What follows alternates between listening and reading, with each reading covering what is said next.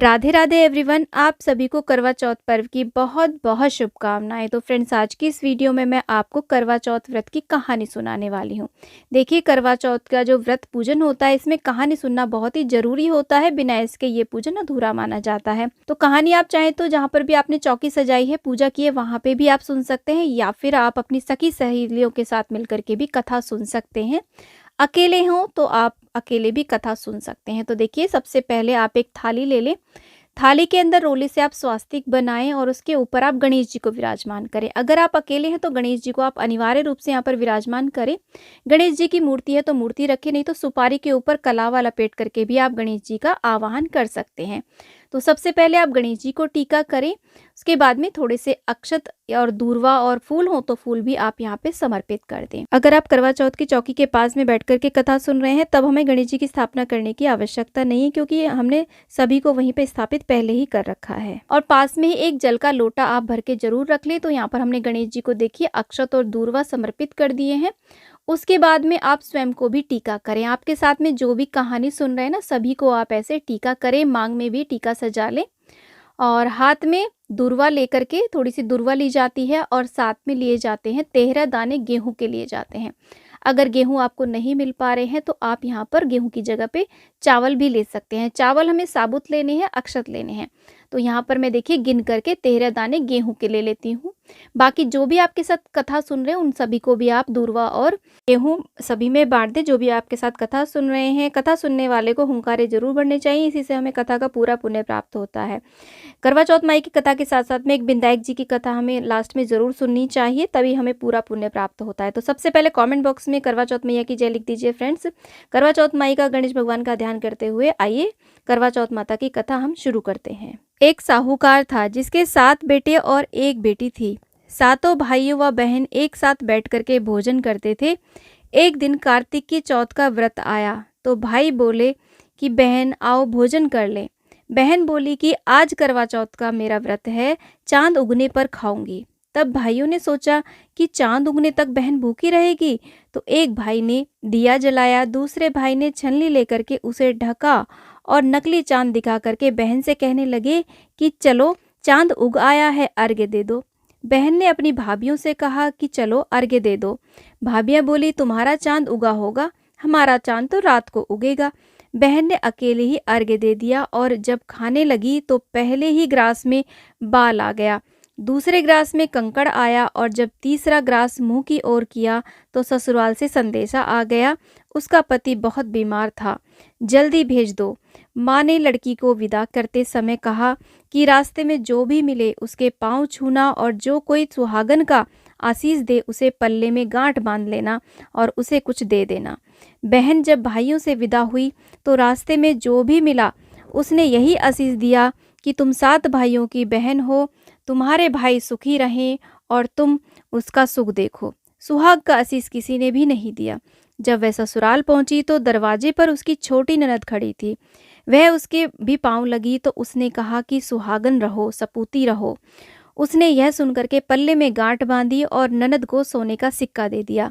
जब भीतर गई तो सास ने बताया कि उसका पति धरती पर पड़ा है, तो वह उसके पास जाकर उसकी सेवा करने के लिए बैठ गई।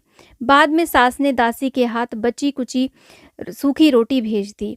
इस प्रकार समय बीतते बीतते मार्गशीर्ष की चौथ आई तो चौथ माता बोली करवा ले, भाइयों की प्यारी करवा ले। लेकिन जब उसे चौथ माता नहीं दिखी तो वह बोली हे माता, आपने मुझे उजाड़ा है तो आप ही मेरा उद्धार करोगी, आपको मेरा सुहाग देना ही पड़ेगा।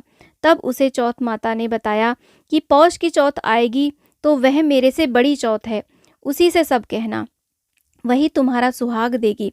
पौष की चौथ आकर के चली गई, माघ की, फागुन की चौथ आकर के चली गई। चैत्र, बैसाख, ज्येष्ठ, आषाढ़ और सावन, भादों की सभी चौथ आई और यह कहकर के चली गई कि आगे वाली से कहना। अश्विन, आसौज की चौथ आई तो उसने बताया कि तुम पर कार्तिक की चौथ नाराज है, उसी ने तुम्हारा सुहाग लिया है, वही तुम्हें वापस कर सकती है। वह आएगी तो उसके पांव पकड़ करके विनती करना। यह बतला करके वह भी चली गई। जब कार्तिक की चौथ आई तो वह गुस्से से बोली भाइयों की प्यारी करवा ले, दिन में चांद उगानी करवा ले, व्रत खंडन करने वाली करवा ले, भूखी करवा ले। तो यह सुनकर के चौथ माता को देख करके उसके पाँव पकड़ करके गिड़गिड़ाने लगी, हे चौथ माता, मेरा सुहाग आपके पास है, आपके हाथों में है, आप ही मुझे सुहागिन कर सकती हैं। तो माता बोली, हे पापिन हत्यारिन, मेरे पाँव पकड़ करके क्यों बैठी है? तब वह बोली कि जो मुझसे भूल हुई है उसे क्षमा कर दो, अब भूल नहीं करूँगी। तो चौथ माता प्रसन्न होकर के अपनी आँखों से काजल व नाखूनों से मेहंदी और छीके से रोली लेकर के छोटी उंगली से उसके आदमी पर छींटा दिया, तो वह उठ करके बैठ गया और बोला कि आज तो मैं बहुत सोया हूँ। वह बोली, सोए हुए तो आप 12 महीने से हो, अब जाकर के चौथ माता ने आपको लौटाया है, हमारा भाग्य जागा है। हे चौथ माता, जिस तरीके से साहूकार की बेटी को सुहाग दिया उसी प्रकार से सबको सुहागिन रखना, कहानी कहते सुनते हुंकारा भरते सभी का सुहाग बनाए रखना। जय करवा चौथ माता।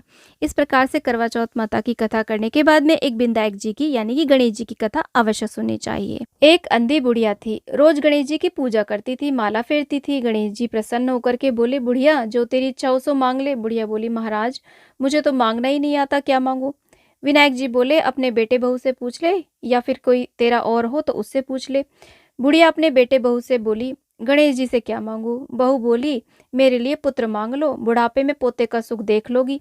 बेटे से पूछा तो बेटा बोला, धन मांग लो, धन हो जाएगा तो सब कुछ हो जाएगा। पड़ोसन से पूछा तो बोली, बेटे बहू किसके सगे हैं, तू तो अपना स्वास्थ्य मांग ले, नहीं तो बुढ़ापे में दुख पाएगी, पड़ी पड़ी सड़ेगी। अब बुढ़िया चक्कर में पड़ गई, सोचते सोचते सो गई।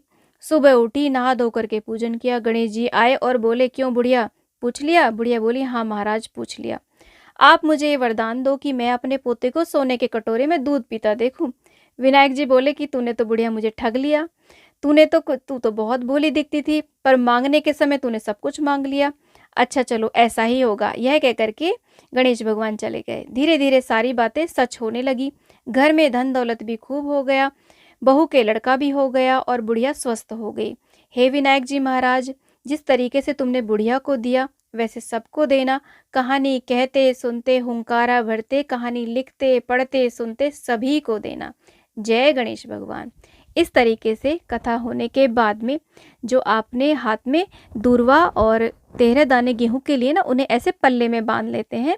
और अगर देखिए पल्ले में गांठ नहीं लगाना चाहते तो आप रुमाल में बांध लें और उसे किसी पिन से आप अपने पल्लू में बांध करके रख लें। रात में जब चंद्रमा को अर्घ्य देंगे तो इन्हें खोल करके ही चंद्रमा को अर्घ्य दिया जाता है। अगर आपने दोपहर में कथा सुनी है तो आप इस जल के लोटे को सूर्य को अर्घ्य दे सकते हैं। अगर शाम को कथा सुनी है तो आप इसे चंद्रमा को अर्घ्य दे सकते हैं। किसी गमले में आप इस जल को सिला सकते हैं। तो फ्रेंड्स, वीडियो को लाइक शेयर, चैनल को जरूर सब्सक्राइब करें और करवा चौथ की बहुत सारी वीडियोस देखने के लिए आप हमारे चैनल पर बने रहें। और कमेंट बॉक्स में करवा चौथ मैया की जय आप अवश्य लिखें।